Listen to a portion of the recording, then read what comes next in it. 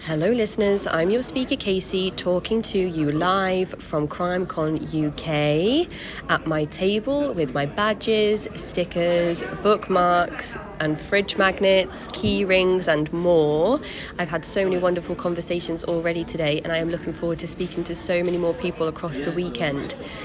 Unfortunately, Friday's episodes I have had to take down and wanted to replace them with something that would have been released next weekend. I'm sure many of you have heard the name of this week's guest by now, or heard a lot about the subject that is talked about on Inside the Tribes with Tim Elliott. So I am happy to introduce all of you to this week's guest, Tim Elliott. So hello, Tim, and welcome to the show. Thank you for taking the time to chat with me today about your work, including the incredibly well-made limited podcast series Inside the Tribe. Would you like to start by introducing yourself to the listeners? Yeah, hi Casey. Thanks for having me on. So my name is Tim Elliott. I'm a senior writer at a magazine called Good Weekend, which is the Saturday magazine for the Sydney Morning Herald and The Age in Melbourne. So they're probably the two best respected newspapers in Australia. So they have a combined readership of about 1 million people in print and online every week. So it's a great way to have your stuff read and get your stuff out there. Now, in the course of my work writing features for the magazine, I come across all sorts of amazing stories. And the 12 Tribes story I came across quite a while ago. It would have been in 2008, bizarrely. So I came across the story in 2008. I had written a story for the newspaper about a group of people called exit counselors. So you would know what an exit counselor is, but it's someone who, or deprogrammer, someone who gets someone out of a cult. Okay, so they extract that person from a high control group and then help them reprogram their brain, pretty much, and re-enter society. So I think about a week after that story ran, I got a call from a guy called Matthew Klein, an Aussie guy called Matthew Klein. He had the most amazing story. He told me how he had just managed to escape the clutches of a very high control group called the 12 Tribes. And now the Tribes was a worldwide cult, Christian fundamentalist sect, which he had joined a couple of years before, and essentially disappeared into the grips of, and really had only just managed to get out with his family, and he didn't know where his wife was. He totally lost contact with her, and essentially it had pretty much ruined his life to that point. He had to rebuild it. So that's the first time I heard about them, and I've been following them ever since. And the podcast, really, a 9-part podcast, kind of just explores that group. But it does so in a very, really, really fun, engaging, old-fashioned way. So it tells a story about two young Sydney people, a young Sydney couple who are very idealistic, and they're lovely. True, this is all true. Lovely couple who I met through my work on the Tribes. They were at a festival one day in Sydney, 1996, and they ran into someone who was part of the cult, and that was the beginning of the end of their life for the next 12 years.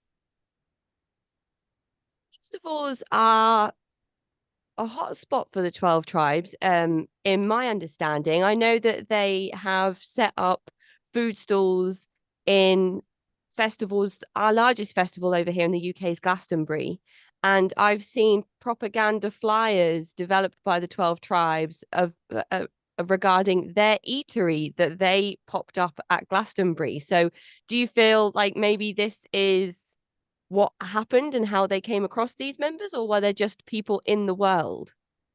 No. This is definitely a recruitment tactic for the group, for the 12 Tribes. Definitely. Like festivals, two things. Festivals are a really good way to meet people who are possibly, free thinkers, and you're at a festival, open air festival, is probably seeing music or a band. You probably You're just having fun, open to new ideas, you're wandering around. Also, it's important for them in terms of money. Like you just said, the 12 tribes operate all sorts of cafes and food ventures. And what I've found in our work is that they often go to these festivals and fairs and sell their food. And it's a great way. In Australia, there's heaps of these concerts. Like there's a whole circuit you can go to and here, and I'm sure it's the same over there. And they make, they can make hundreds of thousands in a week in cash. Easy money, really. I mean, hard work, but it's just sitting there. That's how. So it serves two purposes for them. And when you mention hard work, a big part of the 12 tribes sort of code is the labor trafficking that was reported on quite widely, in terms of individuals work in the cafes, they work in on these food stalls, they work in recruitment, but nobody's necessarily paid for their work, and the hours can be long and the work can be grueling, um, and it's God's work. So that's how often people get around not paying people for their work. Oh yeah, it's a big part of it too. They're very industrious, the 12 tribes. So they're really smart. Like they've got these lots of businesses around the world, and they make a lot of money. One of the reasons they make all that money is because they get their members to work for free. So they've got basically a free labor force. Yeah, and they do that out of goodwill. I think in the beginning, the members they're idealists. They're all working together. It's very much a communal way of thinking. They're all working together for one another for the love of God, and I think they do it for free for those reasons initially, and then these people get really heavily worked. I'm talking 12, 10, 12, 15-hour days. They can meet 18-hour days. Mark, the guy and the one half of the couple we follow in our pod, he at one stage in the pod, he's working 15-hour days in a bakery, sleeping on the floor of the bakery in Sydney. He's making tens of thousands of buns a day with his young child, who's about 11. Oh So gosh. it was at this stage that he just went, oh, look, screw this. I just can't do this anymore. He realized through the sort of bug of being manipulated that he was being used. He's working that it's slave labor. And part of the thing that we're up to in Australia now is trying to get some money back for these people, get an employment lawyer to look through, and there may well be recourse for these people to get some money back for the labor they've provided. Wow, that would be something. That would be Yeah, huge. that'd be great for them. One of the things I read about the 12 tribes in preparation for the last interview I did on the same subject was about how another MO for recruitment is often a van full of 12 tribes members who will follow a very popular band on their countrywide tour. So, for example, someone that's really popular right now in this country is Harry Styles. So there might be a truckload of 12 tribes members who go from venue to venue following Harry Styles on his tour, and then whilst at the concert attempt to recruit individuals in that way as well. It's similar Seriously, to, is that where did you hear that? yeah, there, I don't know how much they use that tactic now, but there used to be um an old kind of VW traditional Us. bus with all of the like Austin Powers groovy flower power aesthetic to it, and there would always be Yeah. a truckload of people um piled in that would sorry that would follow a band on tour, um and it's interesting when you say that the 12 tribes are a Christian fundamentalist group, because of course really Christian fundamentalists would tell you you shouldn't really go to a Harry Styles concert where Yeah. He's talking about sex. His lyrics are about sex. He dresses very provocatively, sometimes with very little on. So I just Yeah. think that that's really interesting. They go to festivals where there's lots of different drug taking, usually lots of different alcohol, people again dressing perhaps not very conservatively, enjoying music that is perhaps not very conservative in itself. So it's kind of like you wonder what conversations have taken place to justify to members why it's okay. Yeah, why it's okay that they occupy those spaces. Well, I think, with it's funny you mention that because in the old days, when they were first kind of at, in the 60s and sorry, 70s and 80s, they used to follow Bob Dylan around quite a bit, and the Deadheads, so the Grateful Dead, and they used to follow in the Peacemaker bus. So they had a bus all decked out in their particular, that sort of folky wooden, turned wood, and beautiful lanterns inside, and really cozy, super cozy. And they'd go to all these concerts, and they'd pick up people who were off their head and really vulnerable, really stoned, kind of messed up, too drunk to stand kind of thing. They'd feed them and they'd sit with them and say, have this food, drink this, and get them back on their feet. It's a lovely thing to do. And at the same time, of course, they'd be talking about the benefits of, what the 12 tribes could offer them, and how this was a wonderful community that was awaiting them. So yes, it's not an uncommon tactic. Yeah. And when we talk about the 12 tribes, they really exist in intentional communities all over the world. So it's not like congregations or church houses that people might visit. It's sort of big plots of land all over the place where people live, and they cultivate the land themselves, and they tend to the animals. And um, there's just loads of different communes or compounds, depending on what Yeah. word you think should be used, all over the world. And I wonder, did you visit any known compounds of the 12 tribes during your research work? Oh yeah, look, we our co-producer went to Camille Bianchi, who's this wonderful journalist in Sydney who I work with.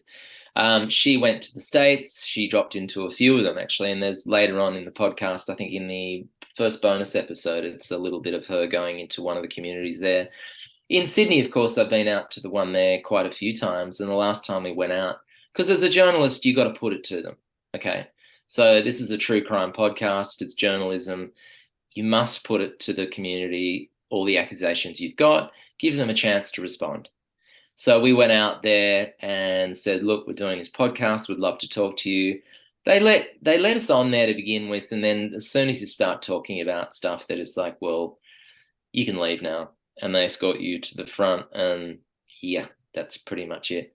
But they have beautiful properties. I mean, the one on the outskirts of Sydney is a beautiful farm with lovely rolling hills, a creek going through the middle of it, quite a few buildings there. Again, a really lovely kind of down homey feel. And then when you start learning about what the hell goes on in these places, from from dead babies being buried in the bush on their properties, child beating going on a lot, severe psychological manipulation, and just people getting really, really taken advantage of in really heavy ways.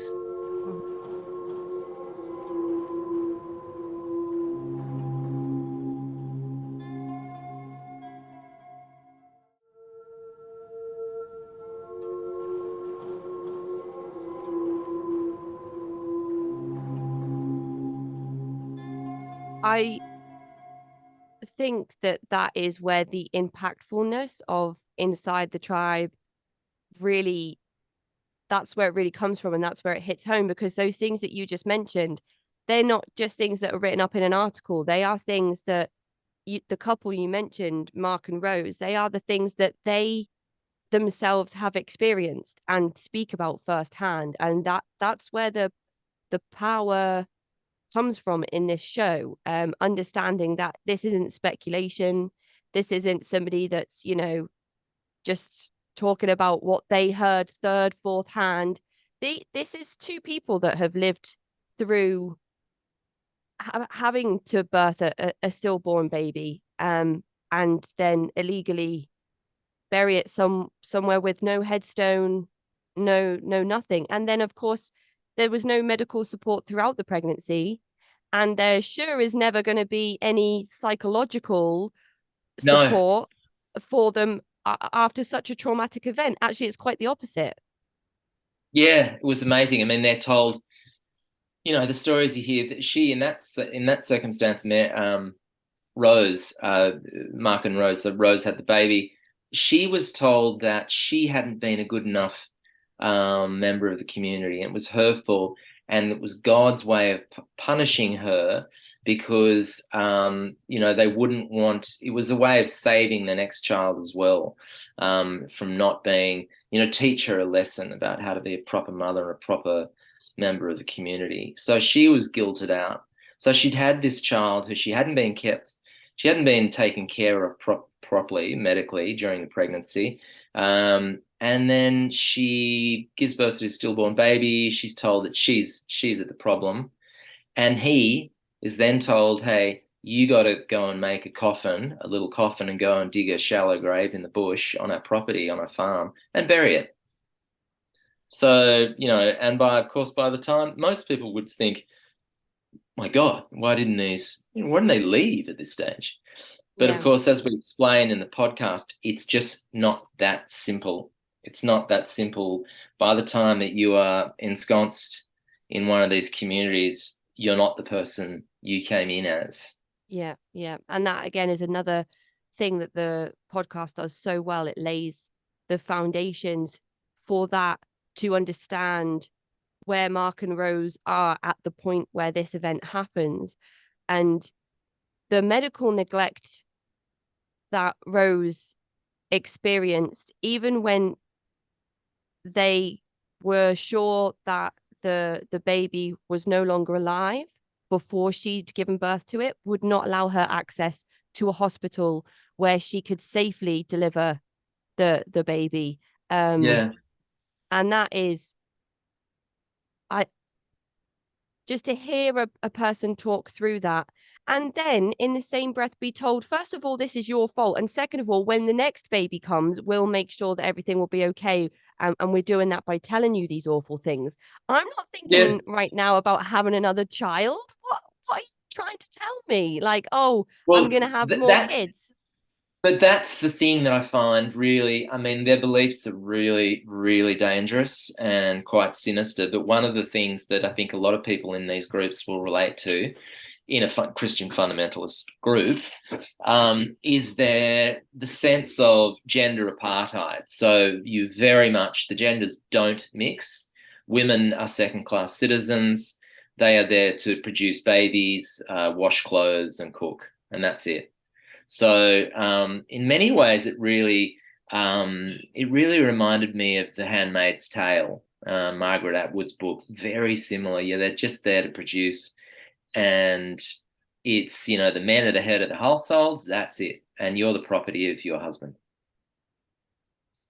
Do you know what the main motive is for children? Is it like dominion, as in let's make as many members of the 12 tribes as possible? We don't have to recruit them all. We can birth some of them. Um, or is it more, we need more hands on deck to help with this work, so 11-year-olds can work 15-hour days in bakeries. We just need more of them. Yeah, I think it's both. I mean, I think it's a natural part. They want people to be born into community because it's easier. You have new members, and those members grow up and they become generational members, and there's plenty of them out there. Um, but their theology is really, really quite interesting and dangerous. They believe they are raising an army of 144,000 purebred male soldiers, boy soldiers who will go out to fight Satan during Armageddon and defeat Satan on the Day of Judgment. So it's up to the 12 tribes. It's their sole responsibility in the world to create this army of young soldiers. And that's really important when you understand the crimes they're committing, because one of the most horrible aspects of this community is their child abuse, their beating of their ritual beating of children, and corporal punishment. And they do that because they need to, as they see it, instill in the children complete obedience, complete obedience to an adult's command. So that it's like breeding up an army of automatons, warriors who will do what they're told on command on the first commandment. The second episode is titled The Handbook, and that really goes into this subject in itself. So I wondered if you could just talk the listeners through what the handbook is, because it's still in circulation, I think. Yeah, it's a pretty bizarre document.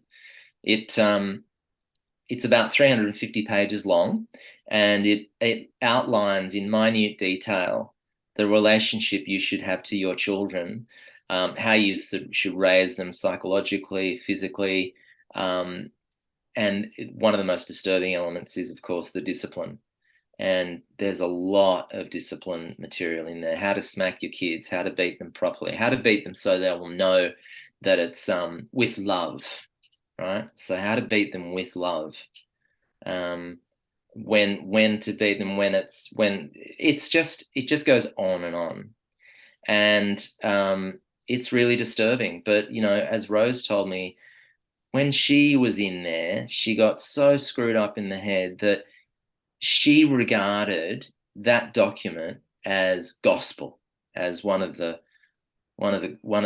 true gospel. She held on to it like a sacred text and abided by it. Now, one of the other types of abuse is swaddling, which is mentioned in there as well. So if a child's screaming, you stuff cloth down its throat, in its mouth. Now, this is the sort of stuff that's going on, and we really we're trying to get some sort of court case up here to hold people accountable. Number one, for not registering the birth of a baby who's died in childbirth and just sticking it in a shallow grave. But number two, also ritualized abuse and beating of children. There's got to be some recourse for this. It's incredible. Someone held accountable. Anyway, yeah, that's that manual, which is just it's bizarre. When you were speaking with Rose and Mark, and they explained sort of their descent into the 12 tribes, which included a piece that highlighted them going from not disciplining their children in any way that looked like what the 12 tribes would expect, to slowly adopting that handbook. What were your thoughts and feelings? Had you ever come across this level of kind of thought reform or indoctrination before? And were you able to remain sympathetic when you were hearing these stories? Because not everybody can do that or is willing to do that. Yeah, it was. I mean, I remain sympathetic. These guys are, their only crime, it's important to realize at the beginning that their only crime, was to be idealistic. Okay. They joined. It's not like they went, oh, I'm going to join a cult. I'm going to wake up one morning and, join this group that will separate me from my partner, instill in me deep suspicion to the ones I love, divide me and separate me from my family and my loved ones and all my old friends, and then destroy my mind. So nobody does that. They wait. What they're looking for is connection and meaning. And these guys were idealists, so they joined this community in the hope of something better. Now, over time, obviously, their desire for community and belonging result in it a bit of a trade-off, I think, is what happens, is that they find that they're getting a lot out of being part of the community insofar as they're meeting new people and finding a place to live, and they get that belonging. But there are parts and elements of being in that community that are disturbing, like having to discipline your children really hard. So it's making an accommodation with that, and over time, I think, has been shown through human history, people can make all sorts of accommodations with all sorts of ugly realities. It's not just these guys, and it's not just in cults. But so the bottom line, yes, I did feel sympathy for them, actually, because at one stage, Rose starts, she breaks down and just says, I missed all those beautiful moments with my son. And because I thought I was doing the right thing, and I only realized later that he hated being in the community, and he hated me in the end, and it's ruined that part of my life, and that's one of the most powerful parts of the podcast, when she breaks down and admits that.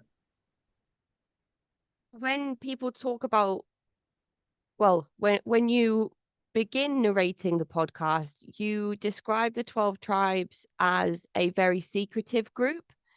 And this podcast really taught me just how secret this group actually is, because I've interviewed people that have been to stay with the 12 tribes. You've mentioned another journalist who went over to America and stayed with, a different groups in different parts of America.